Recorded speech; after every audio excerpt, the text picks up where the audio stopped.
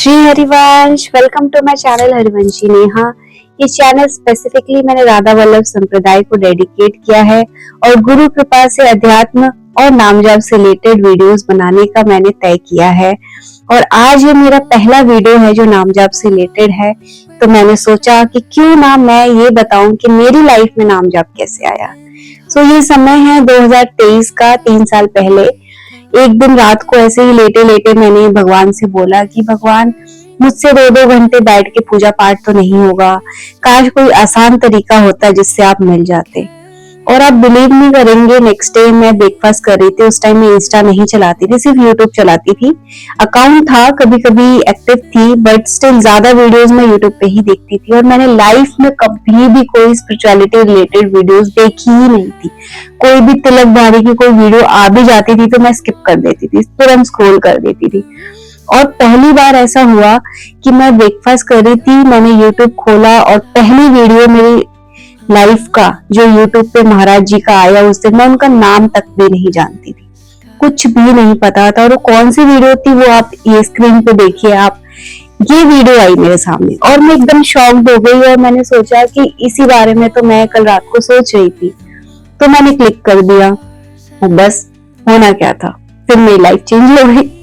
उस वीडियो को देखने के बाद मुझे बहुत ज्यादा इंटरेस्ट आया महाराज जी की वीडियोस में।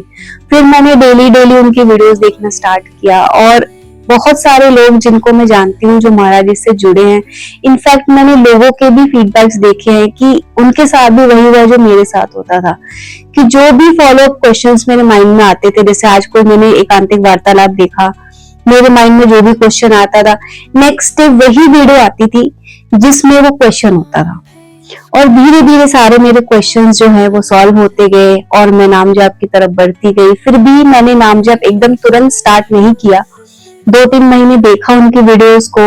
लेकिन जब मैंने पहली वीडियो देखी थी, जिसको देख के मैं सबसे ज्यादा मोटिवेट हुई कि नहीं, मुझे भी नाम जाप करना था, उसमें महाराज जी अजामिल की कथा सुना रहे थे। तो अजामिल की कथा ऐसे है कि वो ब्राह्मण था, कन्नौज जिले में रहता था।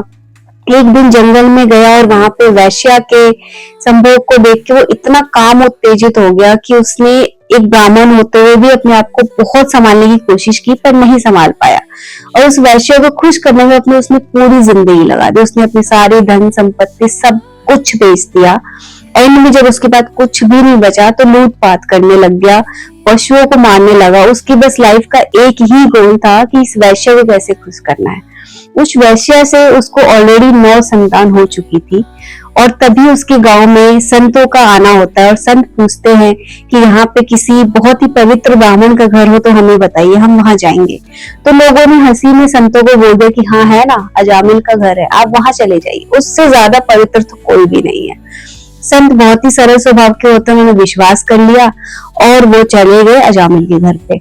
जब अजामिल ने देखा कि मेरे घर के बाग में ये संत कहाँ से आ गए, तो जाके उनके चरणों में लेट गया और बोलता है कि मुझ जैसे पापी के घर आप आ गए। तो उन्होंने बोला कि हमें तो लोगों ने बताया। तो उन्होंने अजामिल ने बताया कि लोगों ने जो भी बताया सब गलत है और मेरे घर पे तो वैश्या रहती है, मैं तो वैश्या के साथ रहता हूँ, मेरे जैसा पापी तो इस गांव में ही नहीं होगा। और मेरी 88 साल की उम्र हो गई है हे संत भगवान, और मेरा तो अब कोई भी कल्याण नहीं कर सकता है।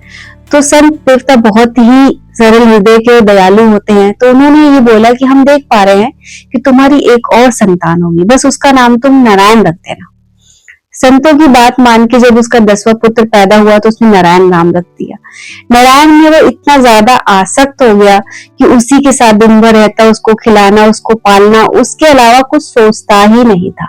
जब उसका अंत समय आया तो उसने अपने बेटे को आवाज दिया, नारायण। जैसे उसने नारायण बोला तो भगवान के पार्षद आ गए। ऑलरेडी यमदूत खड़े थे। क्यों? क्योंकि उसने तो जीवन भर वैश्यागामी काम किया, तो उसके लिए नरक ही जाना था, उसको भगवान के धाम तो मिलने की कोई भी ऑप्शन नहीं था। लेकिन उसने अंत समय में नारायण बोला तो भगवान के पार्षद आए, उन्होंने यम का फांस काटा, यमदूतों को वापस भेज दिया और उसने भगवान के पार्षद से प्रार्थना किया कि अगर मैंने गलती से अपने बेटे के बहाने नारायण बोला तो आप आ गए, अगर मैं जानबूझ के भगवान का नाम लूंगा तो फिर मेरी क्या गति होगी, काश मुझे थोड़ा मौका मिलता।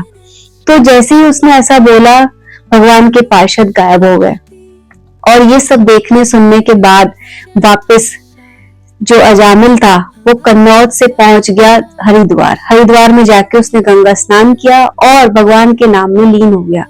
जैसे ही भगवान का नाम जाप करने लग गया और भगवान के नाम का जो प्रभाव उसके ऊपर पड़ा, और जब उसका अंत समय आया तो विमान आया और वो भगवान के धाम पहुंचा। तो महाराज जी ने कथा सुना के ये बोला अंत में कि जब अजामिल जैसे को भगवान मिल सकते हैं तो तुम्हें क्यों नहीं मिल सकते। तुम ये मत सोचो कि तुमने कितने पाप किए, क्या किया, बस तुम नाम लो। और उस दिन मैंने सोचा कि ठीक है मैं भी नाम लूंगी, और ऐसे आया मेरी लाइफ में नाम जाप। तो धीरे धीरे मैं अब इसी टॉपिक पे रिलेटेड वीडियोस बनाती रहूंगी। आने वाली सीरीज में जितने भी नाम जाप से रिलेटेड इश्यूज होते हैं, हमें उन्हें कैसे टैकल करना चाहिए, नाम जाप करने से क्या होता है, ये सारे क्वेश्चंस के आंसर्स मैं आने वाली वीडियोस में बनाऊंगी। तो बने रहिए मेरे चैनल को और सब्सक्राइब करके मेरा सपोर्ट कीजिए। Thank you so much. Shri Harivansh.